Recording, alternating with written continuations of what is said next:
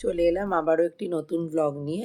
তো কাল স্যাটারডে আমরা গিয়েছিলাম হচ্ছে ঘটকপুকুর ছাড়িয়ে দ্য ফ্রোজেন রিসর্টে। ওখানেই আমরা কালকের দিনটা কাটিয়েছি। এই যে দোলনা চড়ছিল, সুইমিং পুলে নামার জন্য বায়না করছিল। কাল যা ঠান্ডা, প্রথমে নামতে দেয়নি কিন্তু পরে নেমেছে।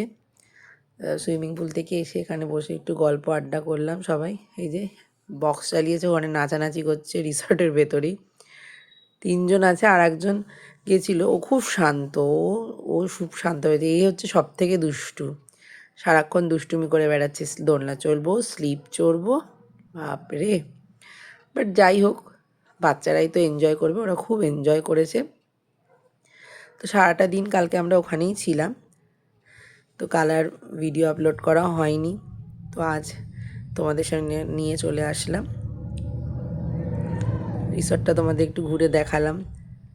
এখানে অনেক কিছু চাষ হচ্ছিল, বেশ চাষের ইয়েটা ছিল, বেশ ভালো সুন্দর রিসর্টটা। তবে আজ আসি, আবার অন্য সময় দেখা হবে।